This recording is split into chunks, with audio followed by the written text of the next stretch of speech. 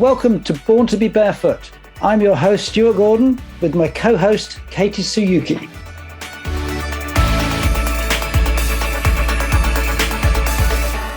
So welcome to our latest episode in Born to be Barefoot, our wonderful podcast sponsored by Barefoot Science insoles.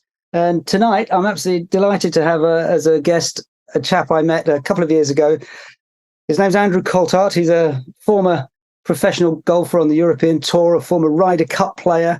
So he's a guy who's played at the very highest level and now travels the golf courses of the world as an expert summariser, on-course expert for the Sky Golf. So Andrew, welcome to the podcast. Thanks, Stuart. Pleasure to be here. How are you? All fine. Thankfully, in pretty good shape at the moment. Excellent. So just to set the scene for this, I met Andrew, I think it was before lockdown, when he was suffering a problem with plantar fasciitis, and we got together, and that's how we started with the Barefoot Science insoles. So I'm going to say that now, and then we'll whiz around and we'll sort of create a story and come back to what that did and why and how and wherefore. But just, Andrew, just as a bit of background, just tell us about your background in the golf world, because it's a great story. It's a fantastic track record. Yeah, thanks. Golf was in my family, and my mother and father gave me a little sort of golf stick, and I was swinging a golf stick when I was about 5 years old, running around in the garden back home in the southwest Scotland. Obviously played it all my life, but went to school and played all other kinds of sports while I was at school. And it was only when I was sort of early teens that I decided that really I wanted to focus on the golf. But obviously it was important, the academic side, to stick in with that and try and get the grades and get the exams out the way. And I was able to do that and then continued down the sports path following the golf. Ended up representing my country at boys, youths and senior level all in the same year, multiple years. Each individual stage through that, then represented Great Britain and Ireland in a World Amateur Team Championship, and then in a famous match called the Walker Cup against the American side. Just prior to that, actually, I was at college in America for about a year out there. It was just a junior college, West Texas, an opportunity to play and learn what it's like, sort of living on the road, looking after yourself. Yeah, that's right. Yeah, scholarship out there. Met some fantastic friends, played some great golf courses, and had a terrific time then. So turned pro after that. When I came back home, 21 years old, got out on tour and played on tour for nearly 20 years, traveling all over the world. America, all the way down to Australia, throughout Europe, China, Russia, South America, South Africa, all those kind of places. So just, living out of a suitcase, traveling and swinging a golf club, and obviously doing an incredible amount of walking. Yes. I mean, it sounds, to an outsider, it sounds like a wonderfully sort of glamorous lifestyle, but I know from having treated golfers, including a little bit of contact with yourself, it's a tough job, isn't it? You've got to keep fit, you've got to keep healthy. Yeah. The traveling is relentless.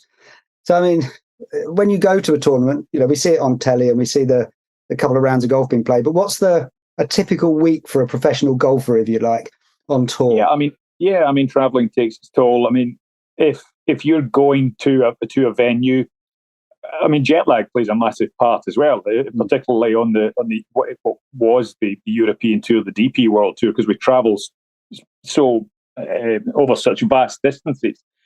But that jet lag can play havoc with you, and obviously the older you get, the tougher it gets. But predominantly, you arrive on a Tuesday. You go straight to the golf course. You pull your golf clubs out. You go out and you practice and you play, and you try and acclimatise to not just the environment you're in, but also the golf course, which is the examination paper that you're going to be faced with over the 4 days, Thursday, Friday, Saturday and Sunday. So you go through that couple of days practice, hitting an awful lot of balls, walking around the golf course, looking at the good bits, the bad bits, the difficult bits, the places that are going to cause problems, the places that you've got to try and place your ball. It's like chess in a way. It's like playing chess. You're one move ahead of yourself every single time. You're trying to plot, navigate your way around this golf course in as few shots as possible. So that's kind of what it would like. Over the last 15 years, it's become much more dynamic sport. The golfers have tended to be what other sports would understand as sort of athletes. But up until that point, it was very difficult to call us athletes. But certainly the sport has developed an awful lot over the last few years. And much more adept at looking at their fitness, their physical fitness, their mental fitness, their dietary requirements, warming up, warming down, all those kind of things, really, which you would be familiar with if you did all these other kinds of sports. So it's definitely become much more athletic over the last 15 years or so.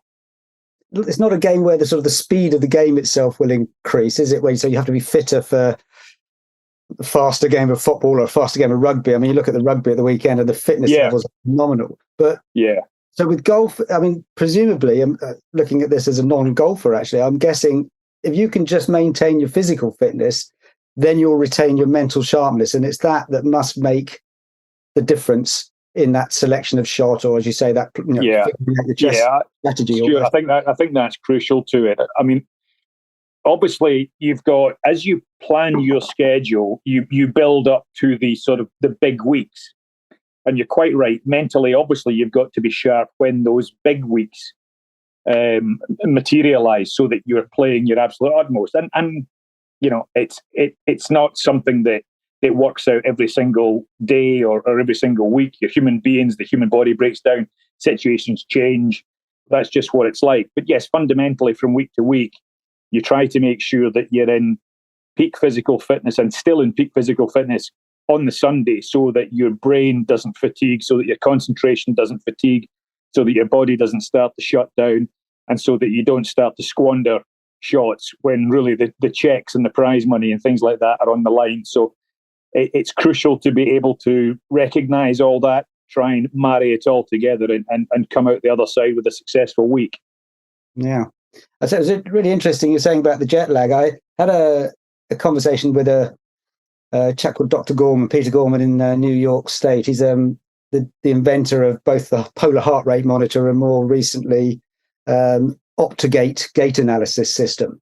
And he does a lot of work with a lot of top level sports. And one of the stages, it was with the US Olympic athletics team, and he was trying to look at the issues of jet lag. So what he did, he's adopted a sort of a brain training system which can measure brain speed, players' speed of reaction, and decision-making ability.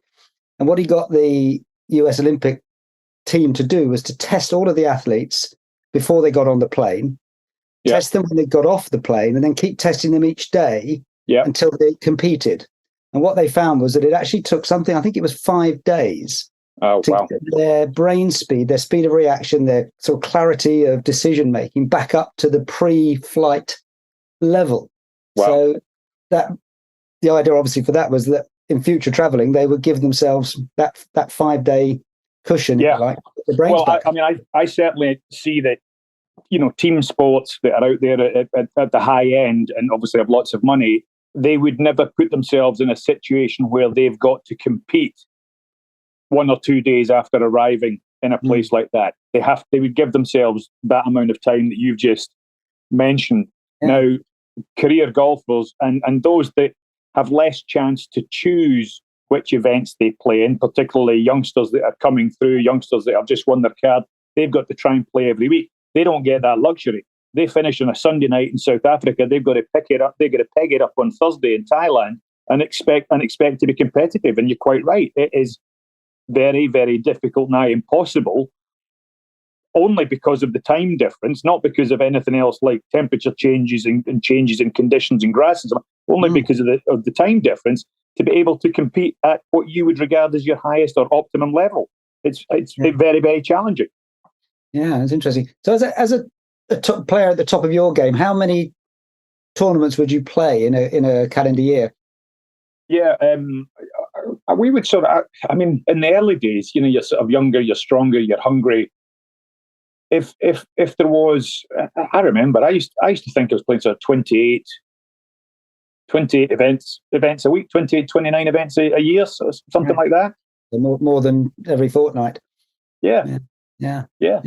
And then as you get to that point where you think, well, I'm there, I'm at the top level, do you wind that down a bit, or do you need to keep doing that? Yeah. So that's what you've got to do to try and break through the ceiling, where now you've earned your playing privileges for 1 or 2 years into the future, which then makes it a little bit easier. You can sit back and you can plan things better, and then you might drop that down to 23, 24, something like that. It might be a little bit more doable. You would maybe take out some of the golf courses that you didn't particularly like, the places that you didn't like. You would add 1 or 2 of the bigger events, obviously, now that you've got into them, and you try and balance your schedule that way. Obviously, again, places where foods, didn't necessarily agree with you, you would look to maybe sort of take those out of the equation, because ultimately they could have a, if something went wrong, they could have a massive knock-on effect to that schedule. So yes, you got a better chance to plan after you'd secured your playing privileges for a couple of years, and that would pretty much be the norm until, well, certainly in my career, until things started to go awry and I had much less choices available to me at the latter end of my career.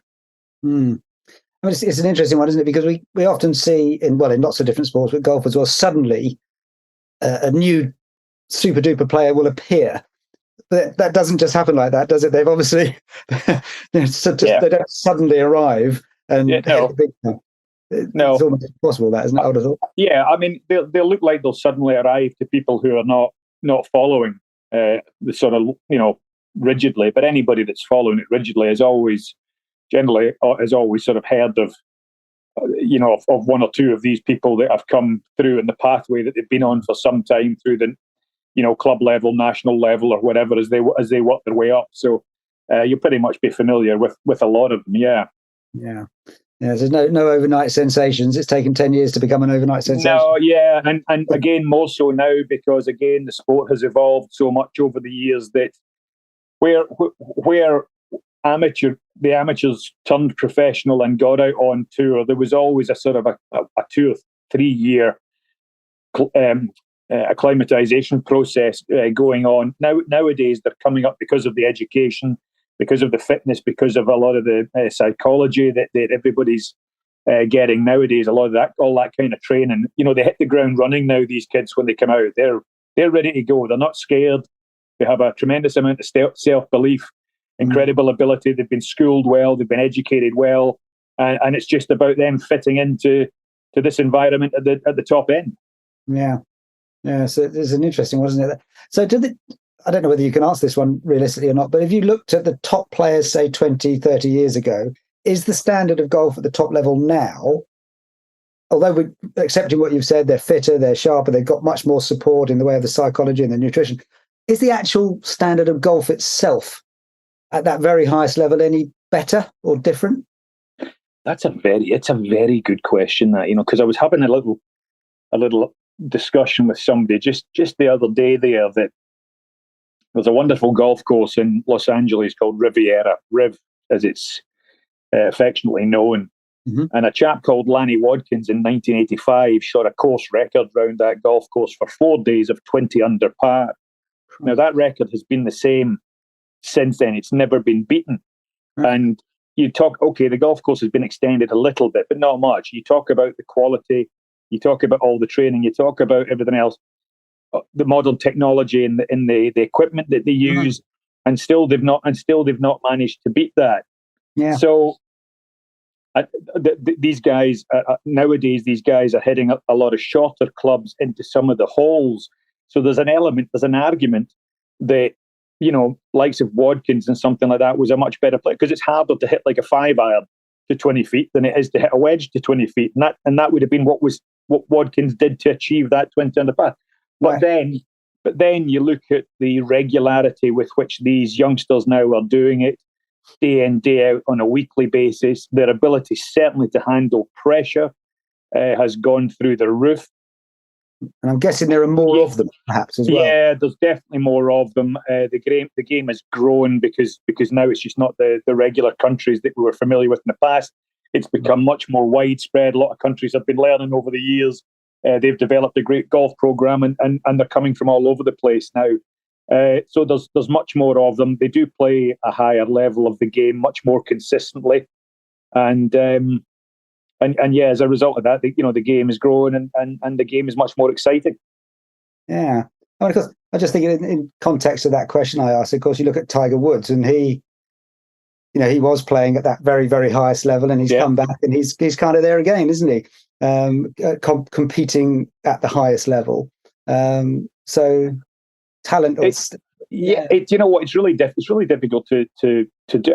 Tiger Woods raised the bar, but he raised the bar exponentially, and really, even with the enormous success, the enormous media coverage that this next generation have got, they haven't even got close to what that guy achieved in his time.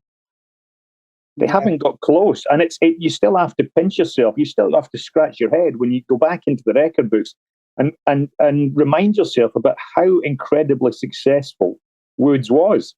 If he was fully fit and 20 years younger, these kids wouldn't get a look in. Yeah, it's quite remarkable. Now, in our podcast, Andrew, we always try and see whether our guests have got any interesting little stories, funny stories. On the subject of Tiger Woods, I just wonder whether there's maybe a story to be told there. I forgot about that. I didn't realize. Yeah, so I was picked to play in the '99 Ryder Cup.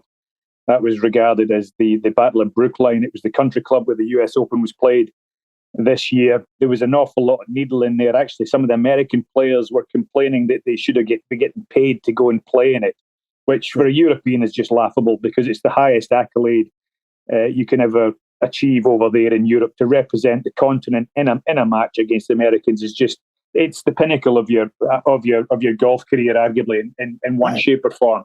And yet he was here with some very, very wealthy American players wanting to be paid for it. So we tried to take advantage of that and try to get the spectators on our side. But it was an incredible event. Anyway, we had Europe had a 4-point lead going into the singles on the last day, and my draw in the singles was Tiger Woods. I hadn't played yet in any of the matches, and there I was going out with a guy who's in the middle of an 8-tournament win streak. So it wasn't looking good for me. But then again, at the same token, the pressure was off because nobody was expecting me to win it. Anyway, the cheeky beggar apparently in the first hole turned to me, trying to play some mind games, and he says, "You haven't played this hole. It's a dogleg right to left par 4, and the second's a par 3 after it's been changed from a par 4." So that was quite funny. But I was trying to suck in as much oxygen from any kind of opening in my body that I possibly could. So anyway, we get through to the finish, and Tiger ends up beating me 3-2. And we fast forward to the Ryder Cup in Paris National in 2018. My colleague's got me a belt with a European badge on it, and he's told Tiger about it. And Tiger wants to present me with this badge, this belt. So the TV cameras and all there, and Tiger goes, "Here, I've got something for you, Andrew."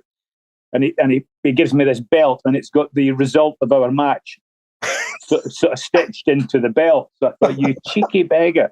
So I took a picture of my phone that I have of an incident that happened at the 17th at Brookline when all the American players charged onto the green, and it's me running across the green, and the cameraman just takes the picture as I plant my left instep up his backside. So I showed him this picture. I said, "Look, the record books show that you beat me 3-2, but I know I kicked your ass in the Ryder Cup."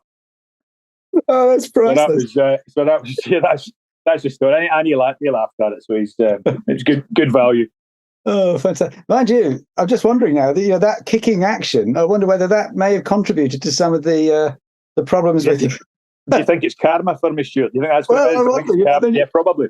We ended up with a plantar fasciitis problem. So, what in terms of your own golf career? I know it didn't finish in quite the way you wanted. You had a few injury problems, didn't you? Yeah, so it's really interesting because I changed sponsorship with the company, and they started supplying me with their build of shoe, Right. and everything seemed fine, and then things seemed to be a bit strange. Pain in the feet, and I'm still not even sure at that stage I knew what it was. And I remember going to apparently the orthotics expert for Bayern Munich was on site one time at the German BMW International Open, and he had me in, amongst other people. He had me in, and they were doing all these incredible tests on our feet and all this kind of stuff. And if the guys were working for Bayern Munich or wherever it was, they must have been pretty good, right? That's what you think. Yeah.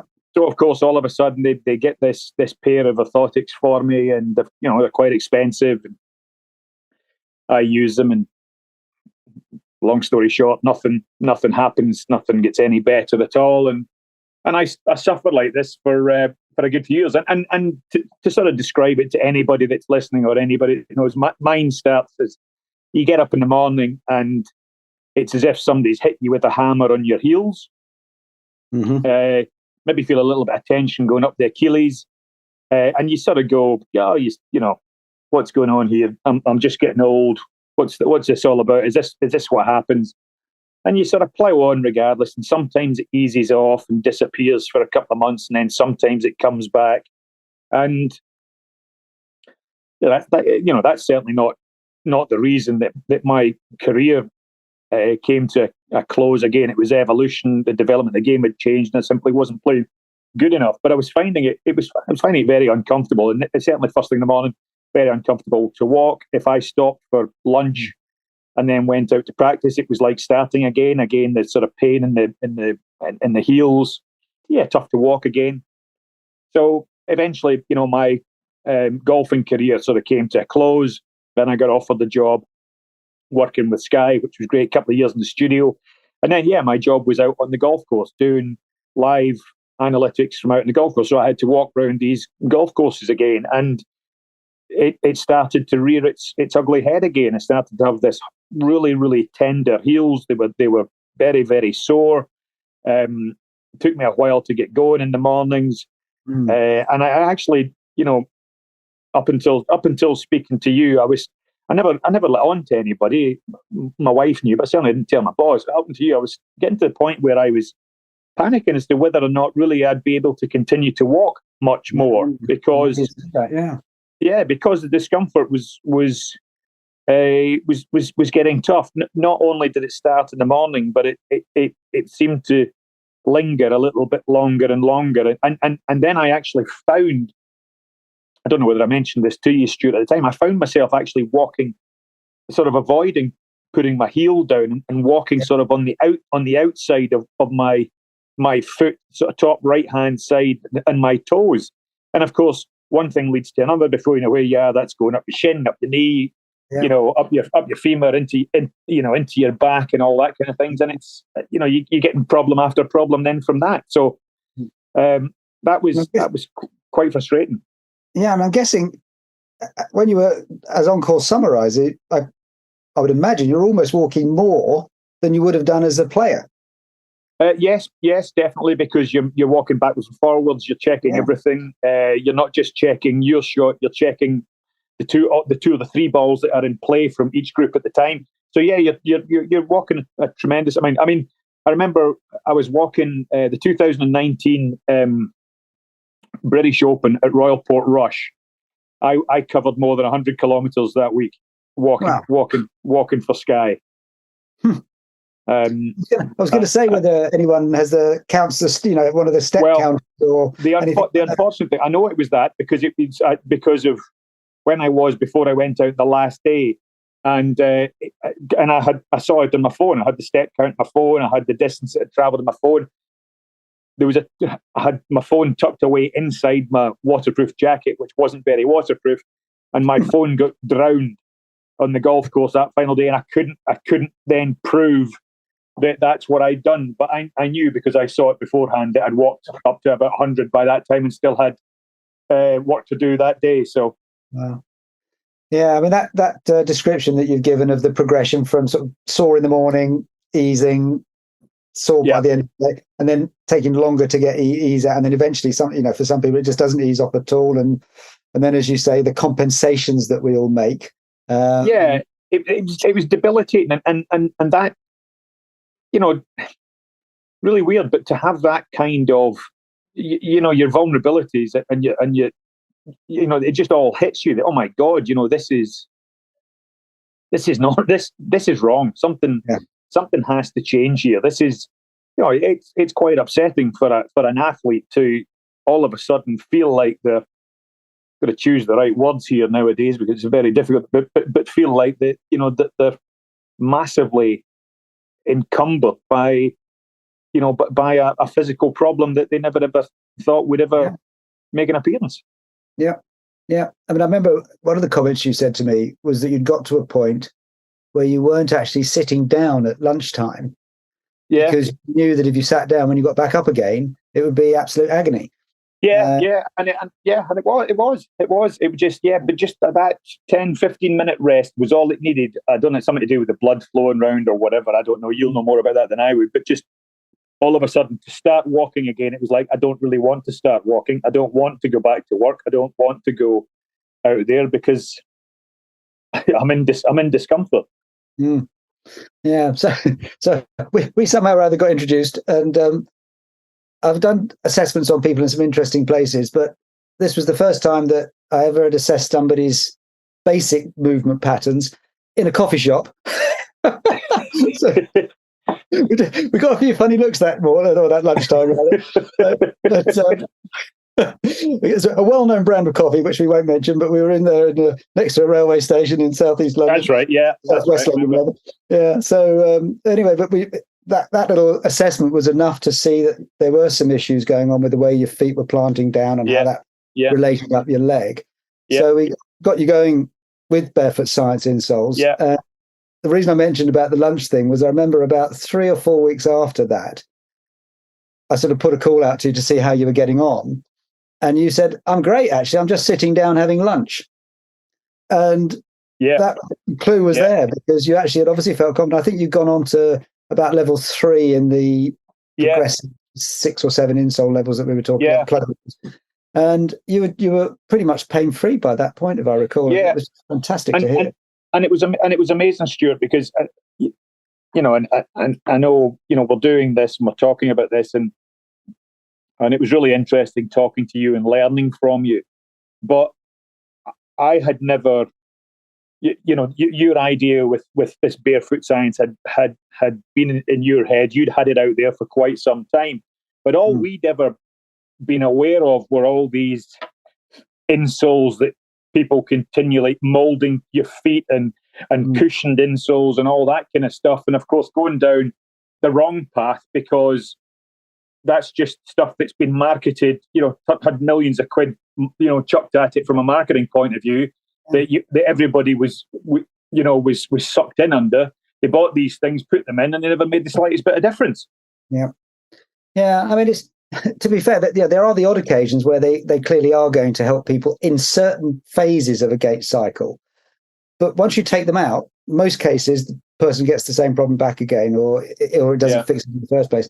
And the Barefoot Science principle, we talked about this on the podcast with a few of the other athletes that we've spoken to, is actually about stimulating nerves on the sole of the foot to train the body back to better function. Yeah. And, you talked about cushioning, and people talk about shock absorbing insoles and shoes that do that. Well, our body has got the most incredible cushioning and shock absorbing system built into it.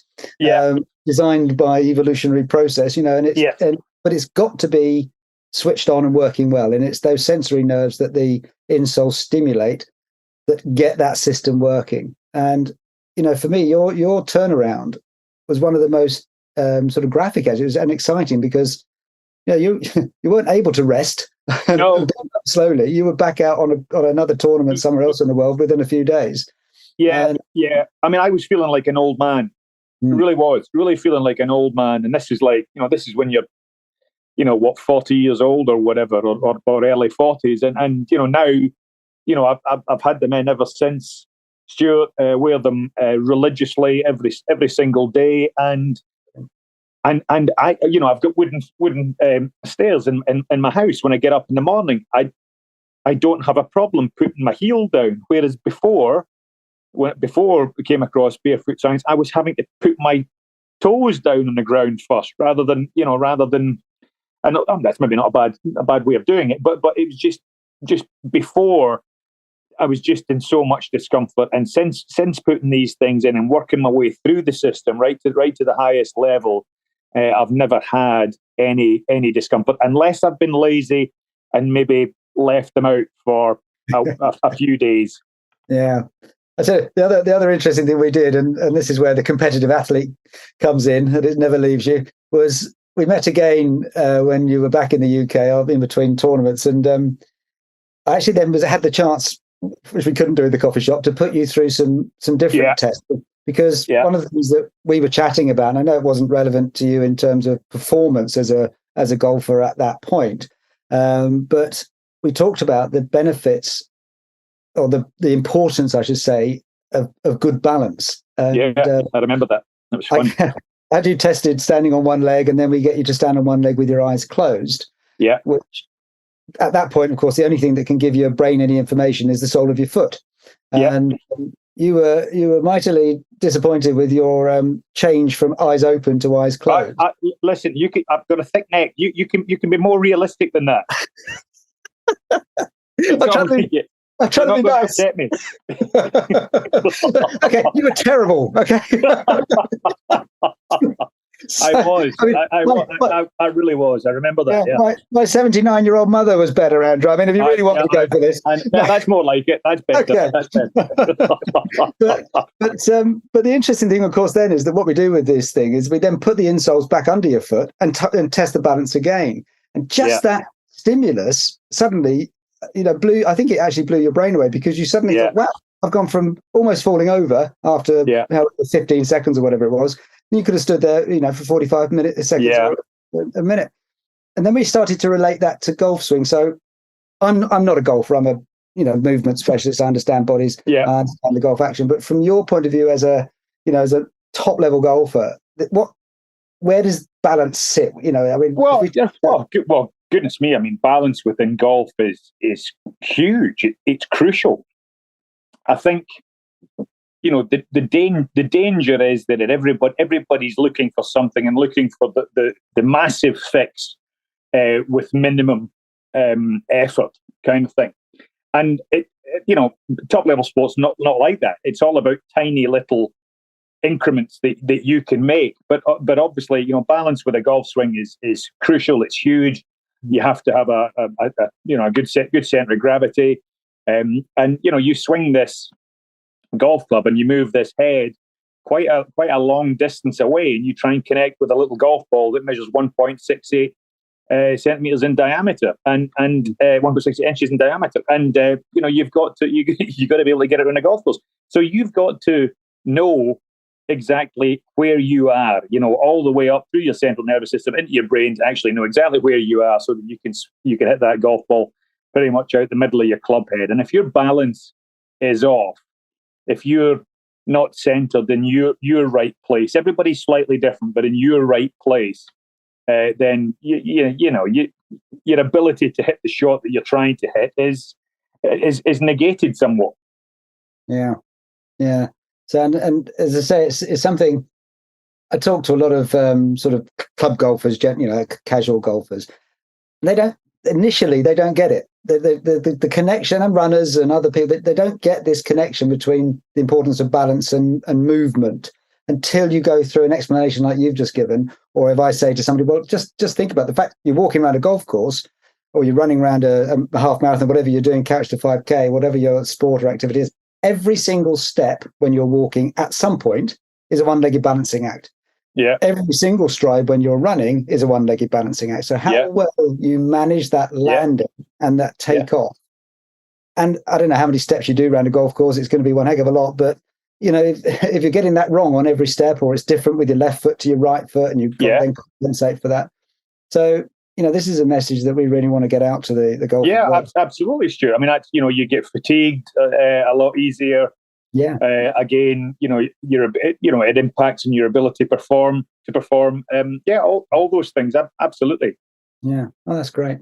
So we just before we came on recording, I realised that you ordered a smaller pair of insoles. Yeah. You said for your wife. So yeah. How's she getting on with them? Yeah, no, tremendous. Bizarrely, same type of thing. I don't know if it's an age thing or what. I really don't. No. But she, casual footwear and stuff like that. It can be a massive reason for it. A lot of the cheap shoes that aren't really built properly for a foot. And anyway, same thing happened there. She started to get big pains again in exactly the same place in the heels. Wow. Okay. And obviously, because of our relationship, I contacted you. I knew what it was. Contacted you, and she wears them all the time, and she loves walking. She goes out walking all the time, walking through the parks. We've got a lovely park here in Richmond, just southwest London, down by the river and stuff like that. She walks to work every morning, and all those kinds of things that she wouldn't be able to do if she didn't get that help. So she said quietly when she was here, she's gone away now, but she said quietly when she was here, she loves them. So. Been a big help to her, big help to both of us. Yeah, and I think that's really interesting because there's for us dealing with this as a product, trying to get it out to people. It's not just about high level athletes. It's about quality of life. Whatever your activity is, whether it's walking the dog along the river or just going for a stroll or doing a couch to 5K or competing in a world championship level and Ryder Cup, whatever. People want to be able to play it, do it pain free, and to the best of their ability. And whatever the best of their ability is what it is. It doesn't matter whether you're just walking or whether you're playing football or rugby. We just want to help people. And, this is such an important message to get out. Stop to all this cushioning and support, Train the feet to better movement. Get the brain. Are people getting diagnosed properly for it? Or when people have it, again, do they just think potentially that it's just the body slowing down a wee bit, and I'm just going to deal with it? Because sometimes that's the case. Yeah, but because I look at a lot of people, and I think they could be wearing these and they'd never look back. But a lot of people don't realise what they're suffering from. No, and it's not just plantar fasciitis, or in your case, in your wife's case, but I had an amazing thing with 3 young female footballers. They're all international footballers, all playing for AC Milan at the time. And one of them had plantar fasciitis, one of them had shin splints, and one of them had a knee problem. Yeah, and the same stimulation through that nerve system benefited each of them in those different injuries, different ways, as effectively. Yeah, the plantar fasciitis young woman, she's was a former German international. She was able to play the rest of that season pain-free. The shin splints girl was the same. And then there was a young girl who was at West Ham at the time, game with shin splints. She'd missed 6 months of the season, has to be said, sort of inappropriate treatments, and just popped the insoles in, did a little bit of work on her. And they didn't renew her contract because she wasn't able to play enough. There weren't games in the season. However, she went back to Ireland, Republic of Ireland International, went back to Ireland for the summer. The word obviously got out that she was out of contract. Liverpool signed her, and she went on and she had a fantastic season. Tremendous. So, at that level, professional sports people just want to play. Couch to 5K people just want to do, a 60-year-old lady came to see me. She got a knee problem halfway through her couch to 5K thing, and was able to complete it. And that's just, to me, it's equally important at one level, obviously. Of course. So there we go. But anyway, Andrew, I'm gonna say thank you for joining us. If people want to follow what you do, obviously you're very visible on the Sky Tour events. I know you're pretty active on Twitter, aren't you? That seems to be your main. Instagram's my Twitter's an interesting an interesting environment, shall we say. Twitter, I am on, but I don't very much engage on that. But I'll engage on Instagram. Right. So how do people find you on Instagram? And it's just Andrew Coltart, Coltart. You can find me on that.